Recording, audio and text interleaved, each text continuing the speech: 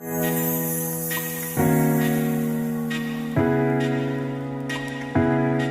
everyone, it's Debbie here. I'm grateful to be back. I pray and I hope that you all are doing great.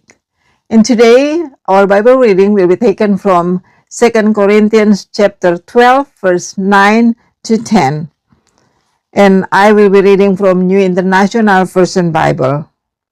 But he said to me, "My grace is sufficient for you, for my power is made perfect in weakness. Therefore, I will boast all the more gladly about my weaknesses, so that Christ's power may rest on me. That is why, for Christ's sake, I delight in weaknesses, in insults, in hardship, in persecutions, in difficulties. For when I am weak, then I am strong." Very powerful word for me to read. For Christ's sake, I delight in weaknesses, in insult, in hardship, in persecution, in difficulties. Imagine for someone to say that he delights in weaknesses, in insult, in hardship, in persecutions. It is not an easy thing to say. I don't know if any of you that ever say that word. Lord, I delight in this persecution. I delight in this insult. Lord, I delight in these difficulties, in this hardship situation. I don't know. I never say that word yet. But for me to read what Paul just said, I truly believe when Paul said that, because he experiencing the greatness, the goodness of God firsthand. He did not just hear that from somebody, but he really did experiencing the goodness and the greatness of God. For him to be able to say that, because he experienced that firsthand, he see that with his own eyes. He knows in the very personal way who God that he served. That my grace is sufficient for you. I believe that is the reason why Paul can say, when I am weak, I am strong. In my weakness, my strength was made perfect. Because the supply that God gave, that the Lord was saying the word to him, that my grace is sufficient for you, for my power is made perfect in weaknesses. So when you are facing difficulties, when you are feeling weak, when you are facing hardship in this life, remember there is a place that God allowed it to happen. It is by God's permission for those things to happen for a purpose. Your weaknesses, my weaknesses have purpose.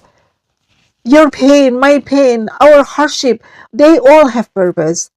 So please don't ever forget about it. Our weakness, our hardship, our difficulties, our struggle in this life, they all have purpose. For what? So you and me can rely on God more, give God the opportunity to display His goodness, His greatness, so the world can see us, they can see God in us, because they know our own strength itself will never make it on such situation.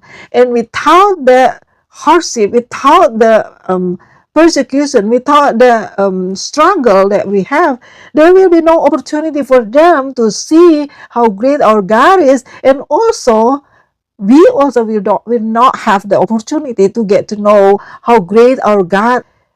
The goodness, the greatness of God is being displayed in our weaknesses, in our struggle, in our hardship, during the hard time. I don't know about you, but for me, during the hard time, there is very much that I see how good my God is. There is very much the biggest evidence that I can see that my God that I serve is a faithful God. And it is true when He always said that my grace is sufficient for you. God's grace never go insufficient for you and for me as long we surrender our weakness to Him. That is His promise, and He always fulfilled it. That His grace is always sufficient. It's mean even though we are going through the hardship in our life, even though we are going through the season that filled with so much tears, God's grace is always sufficient for you and for me. That is why we always can say, just like what Paul said, that in my weakness, my strength was made perfect. When I am weak, then I am strong. Why? Because God is the supplier for the strength that we have. God is our source of strength, not from anybody else, but only come from God alone. God bless you, and I will see you again next time.